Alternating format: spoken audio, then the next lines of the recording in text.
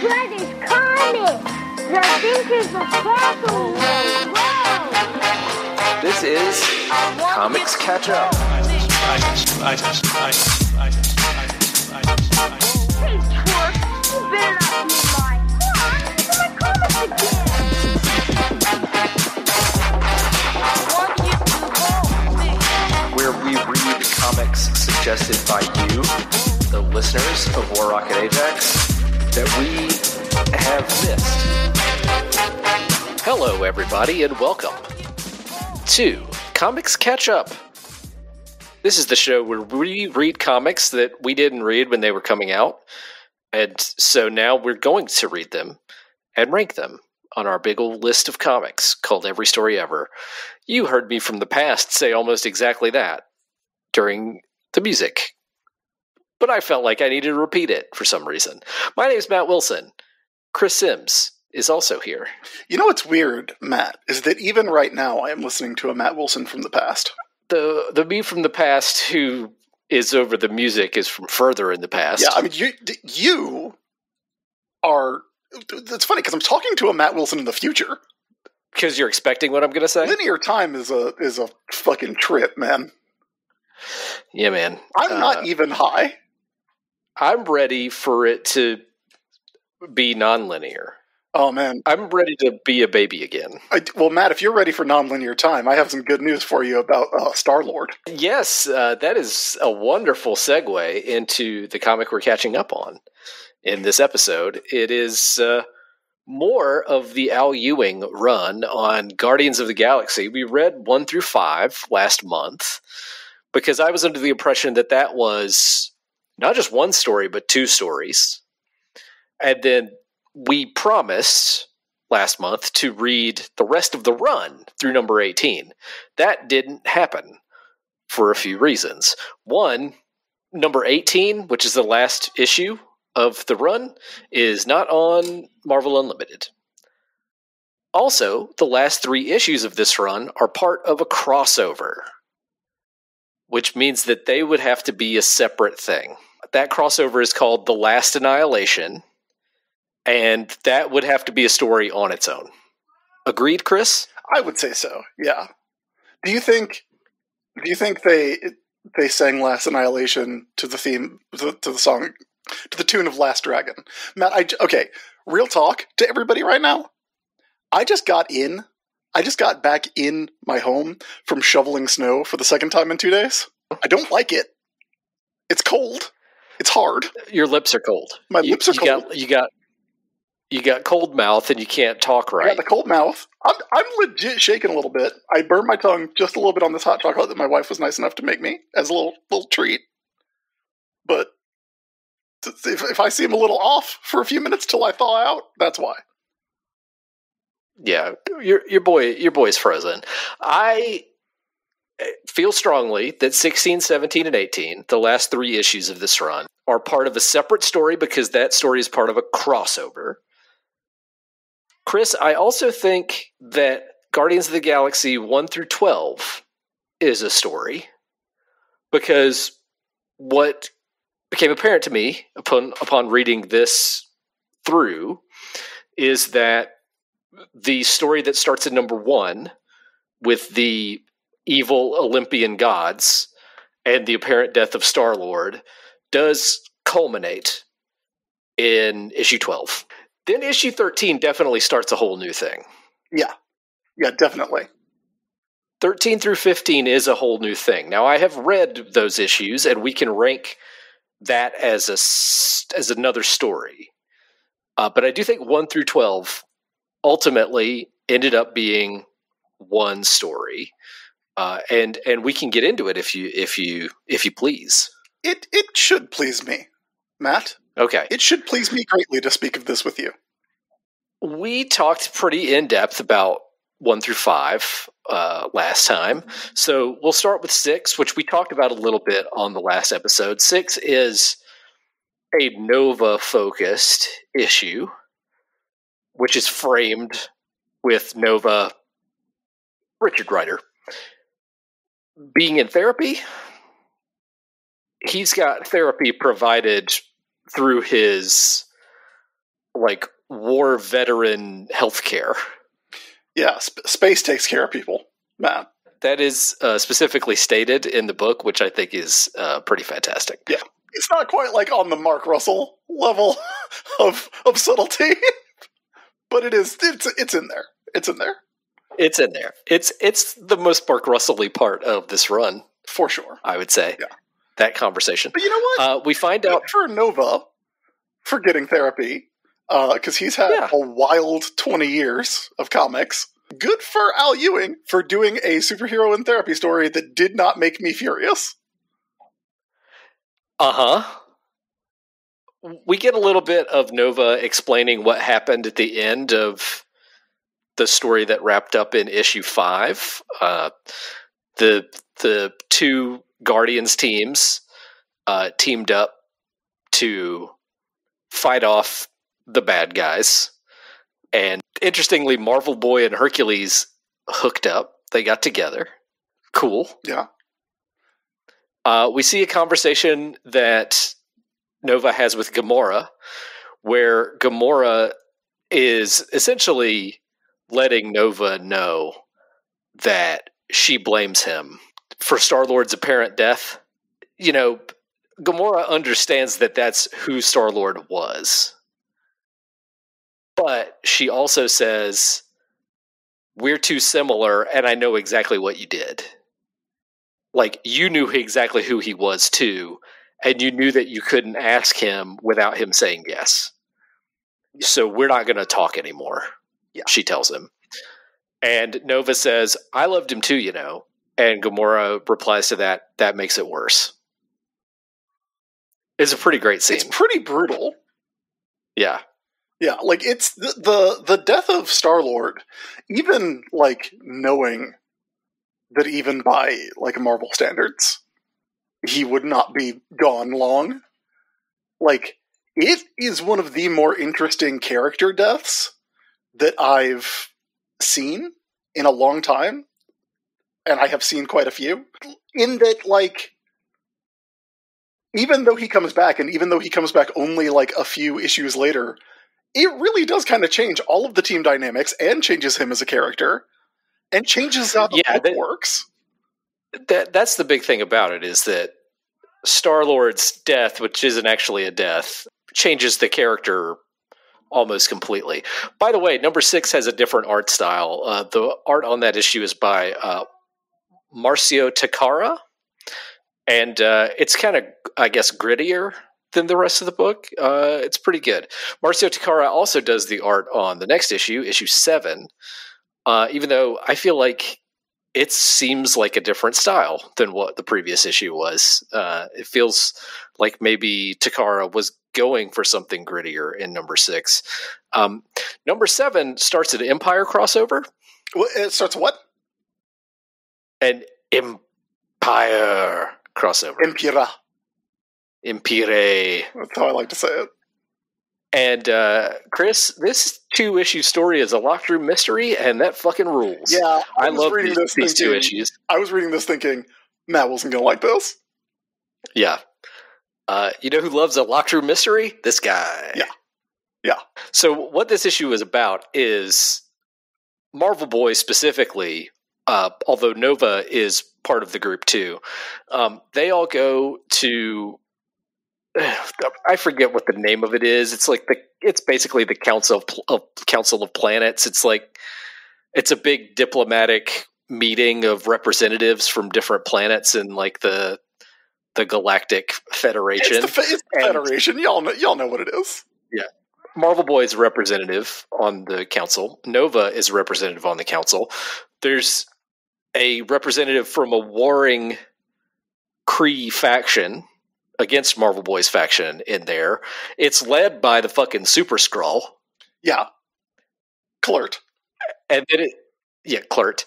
And it's also got a bunch of just like, you know, fun aliens. There's like a horse lady. Well, the horse lady, Nimbus Sternhoof, that's a chimelian. Mm-hmm. Those are the aliens that one of them came to Earth and gave the Power Pack their powers. The first murder victim is one of the Znurks, or Snarks. Those are the bad guys in Power Pack. And notably that representative, Emperor Stoat, is missing from the beginning. Yeah. We got Spartax. Menticle. We got the Badoon. Where is Menticle from? Menticle is... Where's the comic? Where's she from in comics? Oh, I'm not sure. There's a Shi'ar representative. There's the Badoon. And there's Peacebringer, who is a Chitauri diplomat drone. Yes, Peacebringer does not speak upon first appearing. When Marvel Boy decides he's going to go take a leak, he finds the Emperor, Emperor Stoat of the how do you say it? Zinrix? It's the trick is it's Snarks, but spelled in space talk. Oh, because they're going to have Snark War. That makes sense. The Regillians are from the Kirby run of Thor. That's why Menticle looks familiar, even though she first appeared in 2018. Gotcha. So he finds the dead body of Emperor Stoat in the bathroom, not knowing who killed him, and in walks his Kree adversary, who definitely doesn't like him very much. That's Captain Val Lore, who is part of the Kree Skrull Alliance, but if Hulkling wasn't the Emperor, he would be very cross with Marvel Boy. And he threatens Marvel Boy in the bathroom, seeing that he apparently has committed a murder, and he tries to shoot him, but his blaster gun turns around backwards and he shoots himself. Then Super Skrull comes bursting in and finds Marvel Boy with 2 dead bodies and is like, okay, Marvel Boy, you're a murderer. But then by the end, Rocket Raccoon shows up and is going to investigate this case. And he's wearing, classic detective getup. It's great. Love that shit. Also, Marvel Boy spends this whole issue looking like Adamant from the 80s. Yeah, because that's how that's Creed. That's the interdimensional Creed dress uniform. And it is brought up multiple times that he looks like Adamant. It's funny. Weird. Next issue, Wolverine's bit. That's true. Adamantium. How old were you when you realized Adamant's name was a pun? Older than I probably should have been. I was in my 30s. I was in my 20s, probably. Anyway, which is weird, we read comics and we are trained for it. It's true. Next issue, Rocket gets into the investigation. He proves that the gun that the other Kree guy used, Valor, was rigged by making Super Skrull shoot himself by trying to shoot Marvel Boy, and then as he's like getting into it and figuring out who is behind all this, Peacebringer of the Chitauri reveals the bomb inside his body, and he keeps apologizing for the delay. Yes. It's very funny. It's extremely good. Like, his whole thing, because he's not involved in this murder plot. This murder plot is a separate murder plot from the one that he's got. Because the Badoon representative isn't actually Badoon. Yeah. She turns out to be the Profiteer. Yeah. The one of the younger elders of the universe. A more recent elder of the universe, along with the Promoter. The Promoter and the Profiteer. But I think the Profiteer is trying to pull the strings of this whole situation to get everybody to still be at war with each other, so she can sell them weapons. Yes, which is great. It's pretty good. It's a really good setup for the mystery, and it's also like the way Rocket kind of does the parlor scene and unravels it. Like it's great because it makes perfect sense based on what we know from reading the comic. Yeah. Like, everything you need if you are a Marvel Comics reader, there's no way to actually figure this one out, I don't think, but it does make retrospective sense, which is nice, and honestly, which is all I ask. Unless you knew that the Badoon would not be there, yeah, which is part of Rocket Raccoon's deduction. you probably wouldn't arrive at it. Yeah. And you probably wouldn't know that it was a profiteer. But the reveal, again, yeah, like you said, makes perfect sense. And the really clever part here is that the profiteer is eventually convinced that if Peacebringer blows everybody up, then everybody's going to be too poor to buy her weapons. So they have to get rid of Peacebringer. And so the profiteer sends him away, at which point Peacebringer says, "No, don't teleport me away, single mind scum. This is only a further delay, for which I apologize." Very good. God, it's funny. I love the suicide bomber at your diplomatic meeting constantly apologizing for the delay in killing everyone. It's very good. Issue 9 is maybe my favorite issue of the whole run because it explains what happened to Star-Lord. Oh, are you talking about the issue where Star-Lord becomes Grant Morrison? It's pretty much right. It is a very Grant Morrison-y issue, isn't it? It's a very Grant Morrison-y issue, and Star-Lord does some very Grant Morrison-y stuff.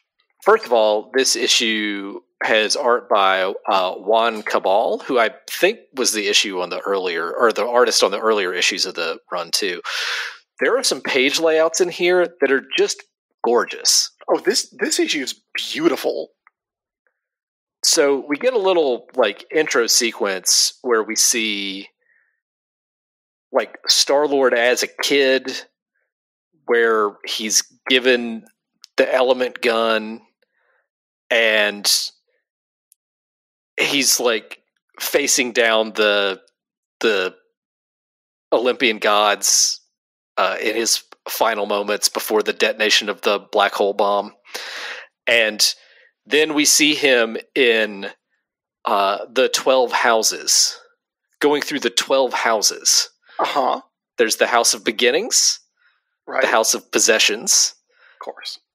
the House of Communication, the House of Home, the House of Play, the House of Health, the House of Partnerships, the House of Death and Rebirth, the House of Ideas, wink, the House of Life's Work, the House of Community, and the House of Endings. And throughout this, going through all these houses, Star-Lord is in this other world that he's in for 144 years. Yeah. Because you don't age there. No. Once you are grown, you do not age, apparently. It's that is how it seems, yes. And I'm trying to find the name of where he is, because it's the world beyond the sun. It's called Morinus. Yeah. It's the world beyond all suns. Yes. But Star-Lord, he's the Star-Lord, the master of the sun. And while he's there, he meets Aradia and Mors, who will become his polyamorous lovers. Yeah, he fully gets into a throuple. It's great. He has a kid while he's there. Uh-huh. The element gun changes into, I don't know, it changes shape. He changes the element gun 3 times, I think. Yeah. Because he's got the one that looks like the one in the movie. Then later, he's carrying it, and it looks like it did in the flashback, where he gets it as a kid. And then later, it becomes the kind of like 21st century Nintendo Zapper. It looks like the NES Zapper, yes. It looks like the NES Zapper if the NES Zapper was cool as hell. That's pretty accurate, yeah. Yeah, we see it in that form when Star-Lord is just Grant Morrison, with a sigil on his palm, meditating in a circle of magic artifacts that includes a bottle of whiskey and a frog. Yes, he becomes transcendent at one point in here, and then he gets attacked by the Olympian gods once again, after 144 years. And through that, he ends up finding his way out of Morinus. Lands on a battlefield where Rocket Raccoon is being attacked by a symbiote dragon. Yeah. You know, from Null with a K. Yeah. The issue 10, like issue 9 is tippy top of the run. Issue 10 is probably my least favorite issue of the run. Is that just because of how much you don't like the character Venom? That's part of it. It also just ends. Because it's a tie-in with the King in Black. So the Guardians can't actually defeat Null, because Null has to be defeated in that crossover. So they just kind of like fight him for a while. And they learn about Star-Lord's new deal, which is cool. He shoots the symbiote dragon with his new element gun that destroys it with light, which is also cool.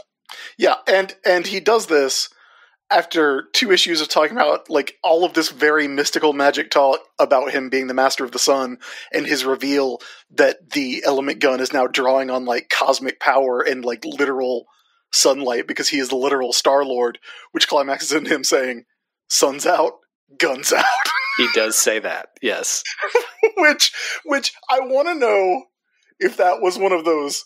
That was either the line that the story was built around, or added like 5 minutes before it went to lettering. There is no in between on that. I feel pretty strongly that Al Ewing knew that he wanted Star-Lord to say "Sun's out, guns out," and worked backwards from there. But you could be right. It could have been added just before this issue went to print. It's definitely one of the two, no middle ground. Yeah. Like, Null does some vague threatening, and Star-Lord shoots more Null creatures with the element gun. But we know Null is not dealt with by the end of this, because he's got to be dealt with in his own book somewhere else. So the Null stuff just kind of goes away, and then we get the Olympians back at the end. And we move on to issue 11, which is the big fight between the Guardians and the Olympians, which rules. Which is also very... Like, we have compared Al Ewing to Grant Morrison several times. Well, I think it is more than clear that Al Ewing is heavily influenced by the work of Grant Morrison. Yeah. We've said it before. It's one of those things where it is beautiful now to see all those seeds that were planted in the 80s and 90s bearing fruit in the form of Steve Orlando and Al Ewing and the current crop of creators. Because the way that they end up dealing with the Olympian gods, and even like when you see Athena where she's doing the fucking shit from Fist of Fury and has 8 arms and a bunch of tarot cards. Having written Marvel comics that are essentially Grant Morrison fan fiction, I can recognize my own. It's cool. Like, we get the showdown between Gamora and Star-Lord. Like, now that Star-Lord is back, Gamora confronts him, and he kind of lets her know, "I'm a different guy now. Yeah, I'm sorry. I was gone for a while, and I was gone a lot longer for me than it was for you, and I'm a different guy now." We also see the conflict between Phyla-Vell and Moondragon, where Phyla-Vell is not happy that the two Moondragons combined their consciousnesses back at the end of issue 5.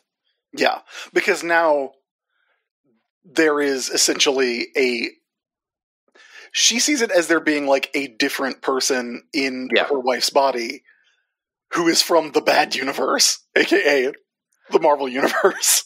Moondragon explains that it's not that there's a different person in there, it's that she is now both of them, which just makes her one person, but also a different person, which is not better to Phyla. Issue 11 is kind of the build-up to the big fight with the Olympians, and then issue 12 is the big fight with the Olympians, where the Bowie gets destroyed, like, almost immediately. Mhm. And it seems as though everyone on it has perished, but Marvel Boy was able to open up his little pocket battlefield to save Rocket and Hercules. Groot is not able to be in that, however. So Rocket takes the remains of Groot's body over to Prince of Power, and he says, "Hey, Prince of Power, help me out here. Bring Groot back to life." Prince of Power says, I'm not a healer. I can't do that." And Rocket says, "I know your deal, man. You ate the Power Stone. You're Prince of Power because you ate an Infinity Stone." Yeah. That shit rules. Yeah. Again, kind of perfectly obvious in retrospect. Yeah. He's Prince of Power. He ate the Power Stone. He ate the Power Stone. And so he does bring Groot back to life, and Groot is now bigger than ever, and also is back to just saying, "I am Groot" all the time. Yeah. Which is how they trap Mercury, because he's the god of language. Yes. But Groot has evolved beyond language, so they trap him inside Groot's consciousness that has evolved beyond language and borders, which is represented by him being trapped in a big circle that it then pulls back to reveal that he's in the O of the speech bubble. Yeah, that is some Grant Morrison shit right there, my friend. Yeah, boy. Yeah. Hercules gets into a big fist fight with Zeus. I don't know why I just call it a speech bubble, like I don't read comics and not a word balloon, which is what it is, but don't tell John Byrne. Thought bubble, word balloon. And then you want to talk about some Grant Morrison fucking fan fiction? Mm-hmm. Star-Lord, the way Zeus is ultimately defeated is Final Crisis happens. Final Crisis happens. Star-Lord shoots Zeus with basically a time bullet, just like Batman shoots Darkseid with. Uh-huh. And like that may sound, derivative. It rules. Yeah, it rules. I mean, is it? Yes. But does it? Yes. Also, Yeah. yes. It fits. It's not a time bullet like Batman shoots Darkseid with. It's a black hole bullet. A very different thing. Very different thing. And yeah, Zeus gets shuffled off to another reality. And Star-Lord even explains at one point what that other reality is. What does he say? Oh, it's a reality with no suns. Yeah, it's like a dead reality. Yeah. It's pretty good. It's pretty good, I would say. And it's Athena ultimately turns on Zeus, right? That's Athena that's like holding him back at the end. I believe so, yeah. Yeah. Cuz she gets brought over to the right side of things. I think the cards reveal her thousands of tarot cards reveal, "Oh, I'm on the wrong side of this." Yeah. And so she helps out in the end. My only complaint about this is that it maybe moves a little too fast. It moves really fast, which does not detract from the Grant Morrison nature of it. Yeah, that makes it even more Grant Morrison-y for sure. But like, we don't really see what happens to all the gods. We see what happens to Mercury, and we see Athena kind of start to change her mind. But at some point, just like all the Greek gods are defeated. And it's just a showdown with Zeus. And that's when Star-Lord shoots him with the black hole bullet. By the end of it, the Guardians of the Galaxy become fully sanctioned as like a Space Avengers. Yeah. Because there's no Nova Corps anymore. So this is the galaxy's answer to that. Yeah, and things are basically still extremely bad in the galaxy. Yeah. And that's the end of that story. Like, I think that is definitively the end of that story. Because 13 starts a whole new thing where, once again, we have split up Guardians teams, but they're just like off in the universe doing different space police stuff. Like, one team is fighting these like world-smashing bad guys called the Progenitors, who were doing bad shit. Then another group is off on like a remote world, fighting off like a Skrull cult. A Skrull? Exactly, a Skrull. The Skrull cult clearly wants to do something with this planet. And what we learn by the end of all of this is that it seems like these are two separate things, but they're actually not. The Progenitors are out doing their thing to try to help along the Skrull cult into making Ego the Living Planet into Dormammu. Yeah. You want to talk about shit that rules. You want to talk more about Marvel Comics bullshit. Ooh, boy. In the meantime, Doctor Doom has sensed that something bad is about to happen in the universe, like something really bad. And so he shows up on the planet where the Progenitors were and takes over Hulkling's body.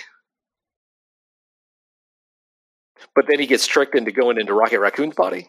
Yeah, and so Rocket Raccoon, for several pages, is talking like Doctor Doom. Yep. And by the end of it, people thought we should read this. Well, they were like, "Yeah, it's ridiculous that you two haven't read this." They were correct. They were correct. Yeah, this is the good shit. By the end of it, Doctor Doom gets talked into joining the Guardians of the Galaxy. Yeah, they make him like he says that he's the only one who can save the galaxy. But they get him like on camera doing it, and so like they're like, yeah, Doom is so egotistical that he will not go back on his word if he made a promise in public because it would be very humiliating for him. That's the reasoning that they are going to let Doctor Doom be on the team. Yep. Then in issue 15, Nova and Star-Lord, I think. Star-Lord's there, yeah. They go to Sword headquarters to try to ask for help and negotiate. It doesn't work out great. Yeah. Nova immediately tries to arrest Magneto for some shit that happened in the 70s. Yeah. Not the 70s in Marvel Comics, but the 70s in our world in Marvel Comics. Yeah. That is a hell of a pull from Al Ewing. I love it. Because he's so fucking mad. He's so mad about the shit that happened in the 70s. And they throw some cars at each other for a while. Until finally they're just like, okay, truce. And they talk for a bit. And by the end of it, here we go. The planet egg that has been created by the blood of many skulls is revealed to be a big planet-sized Dormammu. Yeah, and that's just a Dormammu head. Just a head, yeah. That's going to lead into the Last Annihilation, which, again, separate story. I think it's got to be a separate story from the rest of this. I think so. Even though I imagine that is where we actually get some Doctor Doom in this book. Yeah. So I think 13 through 15 here is just kind of like, I don't even know what we call it, but it's definitely something different from 1 through 12 and separate also from 16 through 18, which are part of the Last Annihilation, which crosses over with some other books. I think it crosses over with Sword, and I can look it up. But like we can't rank that as part of all of this. Yeah. Right? I don't think so. I mean, it's a little bit of a like interesting situation because I told you that I was wrong and I was right, Matt. Because my theory was that it was all going to be one story. Yeah. And I was wrong about that because it's not. But I was kind of right about that as well because I would like to invoke the Starman rule. All of similar quality? It is all of similar quality. Like, it's all very, very good. It's all highly enjoyable. Even though you don't like my boy Venom, who's great. It's not even Venom. I got nothing for Null. I'll tell you that. You got null for null? I got 0 for Null. Oh, buddy. But he's null. Yeah. Here are the books. Here are the books that are involved in the Last Annihilation. By the way, Guardians of the Galaxy, Sword, but only for 1 issue. Cable Reloaded, Wiccan and Hulkling, which I think is just a 1-shot, and Wakanda. It's Last Annihilation Wakanda. So, if we're going to do Last Annihilation, I think we have to read the whole thing. Yeah, probably so. Yeah. Which is the only reason we can't do 1 through 18 as one entry on the list. It is the full Star-Lord goes to another universe and then comes back completely changed story is absolutely this series 1 through 12. Even though it's got like little side stories in between. Well, because it's all about the Guardians becoming a new thing. Yeah. The Galactus head story is kind of its own thing, and the Locked Room mystery is kind of its own thing. But I see how you can call all that one story, 1 through 12. Yeah, and it all really like flows together as well. Yeah. In that it all, is not just of similar quality, but like it is telling it's unified, I guess, is the best way to put it. Yeah, I would agree. And also notably, the logo changes between 12 and 13. Yeah, it gets that old logo, that 90s logo. Yeah, on 13 it does, for sure. That Explore the Marvel Universe of the 31st Century logo. All right, I think we've settled on what we're going to rank here. Mm-hmm. So let's kick it over to the rankings part of the episode. Sure. Guardians of the Galaxy 1 through 12. What do we say? I mean, it's pretty damn good. It's pretty damn good. When it gets into that, like, Grant Morrison, Star-Lord living for 140 some years in a universe where he doesn't age and his mind expands, and he has a kid, and then he comes back totally different where he shoots a sun gun. Mm-hmm. Pretty good. Yeah. Pretty good. It starts off good, and then when that stuff happens, it hits that level that many Al Ewing comics hit, where they're kind of like transcendent. Yeah. It makes me way more interested in Star-Lord. Yes. Like, Star-Lord has never been a character I've been mega super duper into. Mm-hmm. I like this version of Star-Lord a lot more.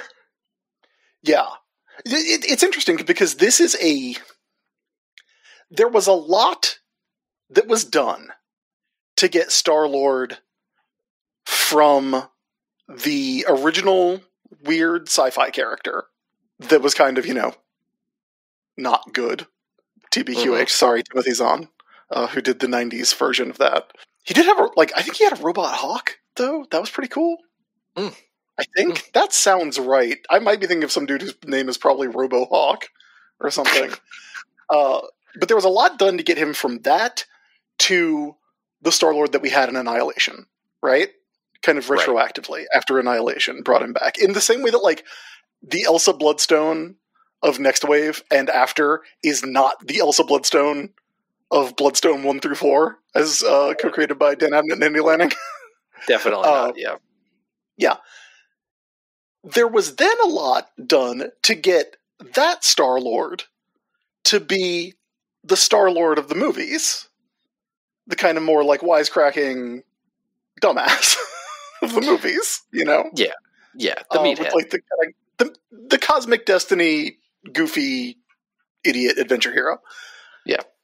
This is like it's kind of trying to do it all, But it's also kind of throwing a lot of that out and giving him a way to be a weird space hero with a futuristic element gun who's, kind of Flash Gordon, kind of John Carter, which is what the original Star-Lord was. But he's also 160 years old. Yeah, but he's also 160 years old. So there's a part in here where he says, he's talking about how, there's a bit where he talks about how he's not that guy anymore. He's like, yeah, I'm not the person who left. I'm 140 years older. And then he says to Nova, they're talking about how he went off to like sacrifice himself to save the galaxy. And he was like, yeah, I'm not that guy anymore, but I'm still me. Which I think is a really good line to sum up what Ewing wants for that character. What Ewing and like one for Jerry want from that character in this book. Yeah. And others. Yeah, like I said, I'm a much bigger fan of this version of Star-Lord than any other one that has appeared in Marvel Comics to this point. Yeah, I think it makes him really interesting.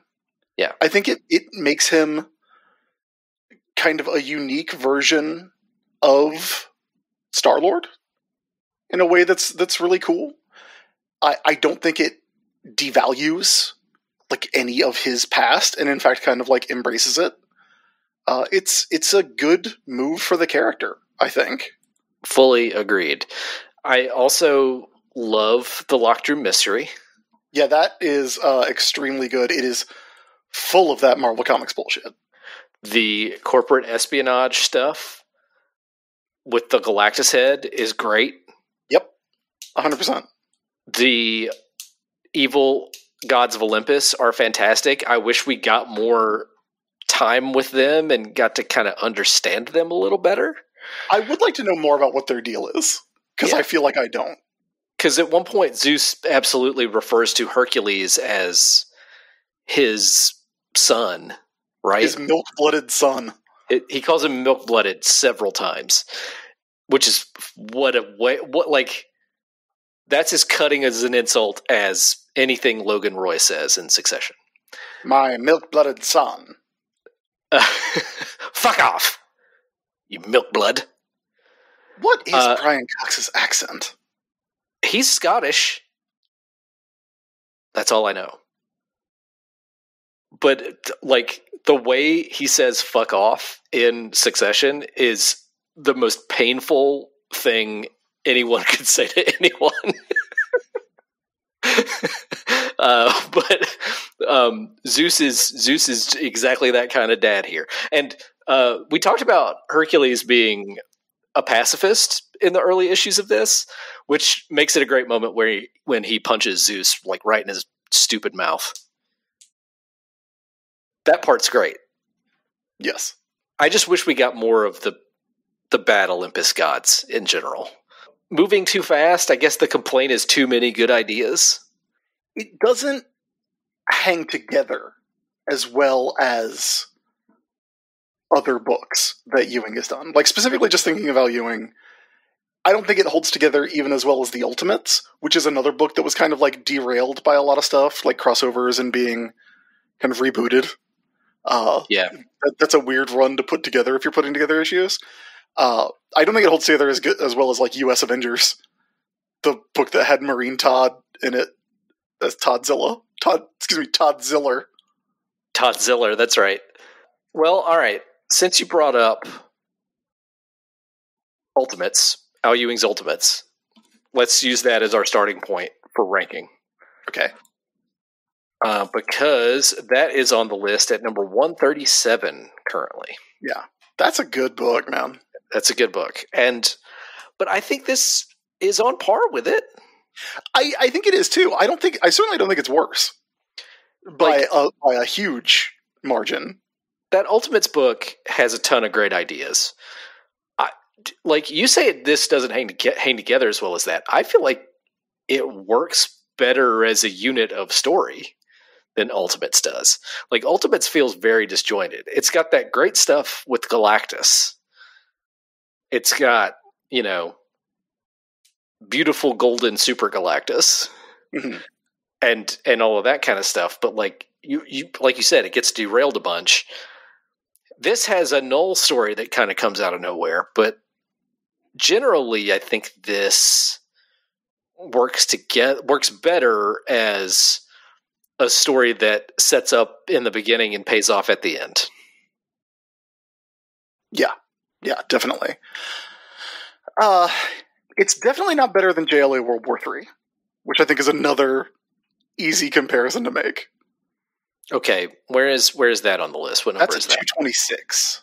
Oh, well, that's much lower than Yeah, like Ultimates. I said, I think Ultimates is better.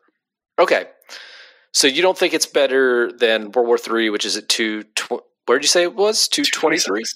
226. Okay. Yeah. Let's see. Robin Dies at Dawn is at 230. That shit rules. I do think it's probably better than Marvel 2-in-1 Annual number 7. It's the same amount of Marvel Comics bullshit, for sure. But I'll tell you what, it's not as much Marvel bullshit as Fantastic Four Hereafter. And Uncanny X-Men number 268. So we're putting this right above Marvel 2-in-1 Annual number 7? That is my intention, yes. All right. Entering the list at the new number 235 is Guardians of the Galaxy, Volume 6, numbers 1 through 12. And I'll put in parentheses, Ewing. Or Ewing, Cabal, etc. Yeah, excellent stuff. If you don't know it off the top of your head, by the way, Uncanny X-Men 268, that's Madripoor Nights. That's the most Marvel comic that has ever been printed. Fantastic Four Hereafter is in the running for most Marvel comic that was ever printed as well. That's the story where Jack Kirby is God. Yeah, that's like a meta Marvel comic. Yeah, that's like a very Marvel meta comic. But like, Madripoor Nights, man, that's where Captain America and Wolverine saved Black Widow in World War II. In Madripoor. Jim Lee art. Oh, Jim Lee art, Claremont script, baby. Yeah. Man, oh man. That's a good-ass comic. I stand by it. If you don't like that comic, you don't like Marvel Comics, and that's fine, but you need to accept that. All right. Are we also going to rank 13 through 15? Honestly, I would lump them all together. I think they're separate stories, but I think they are of kind of indistinguishable quality. All right. I'm just going to change 1 through 12 to 1 through 15 then. Because I don't think you're wrong. Yeah, and I think you'll have a good time reading them all as a unit. That's how I would want to consume them. Again, the only problem is Last Annihilation starts with 16, and we definitely have to rank Last Annihilation as its own thing. Yeah, that we will have to rank as a crossover, which means we'll have to rank all the parts of it. Because it crosses over with other books. And I think we can include the King in Black tie-in that's part of this, because it's really a continuing part of the Guardian story, right? But Last Annihilation is a crossover that specifically runs through those distinct books. Mm-hmm. So, look, if you think we should do Last Annihilation for catch-up, let us know. Well, we will. As soon as Guardians 18 is on Marvel Unlimited, we'll read that. Yeah. Yeah, I read 16 and 17. They were good. But I probably need to read the other books in the crossover. Most assuredly. You know what we've been told we should read next, Chris? Yes. Long Shot. Yeah, I figured that was coming. It's an Ann Nocenti book with Art Adams art. And we said on the last Every Story Ever that we haven't read it. And multiple people have said, you guys got to read Long Shot. So that's how we're going to kick off 2022, I think. No poll, not necessary. We're just going to do Long Shot 1 through 6. Which I'm relatively sure must be on Marvel Unlimited. I will check presently. But I think that's what the January catch-up has got to be, Chris. I think you're right. I don't know why I'm feeling a little bit reluctant to do it. I'm sure it's fine. I don't know, man. I don't know if I fuck with that guy in his hollow bones. That's all. But it's Ann DeCinti, baby. It's Ann DeCinti and Art Adams. I know. You think I don't know that? It is 100% on Marvel Unlimited. So yeah, absolutely. All right, we got to do it. It's got Mojo in it. Yeah. I don't know, man. I don't know. Maybe we'll turn you around on it. Maybe you'll turn around after we read it next month. If you have a suggestion, though, of something you want us to read for Comics Catch Up later in 2022, email us at warrocketpodcast@gmail.com. Send us a tweet at warrocketpod. Hit us up on Tumblr, warrocketpodcast.tumblr.com, or get on our Discord, which is by invite only. So contact us in one of those other ways to get an invite to the Discord. Any of those are ways to let us know something we should read for Comics Catch Up.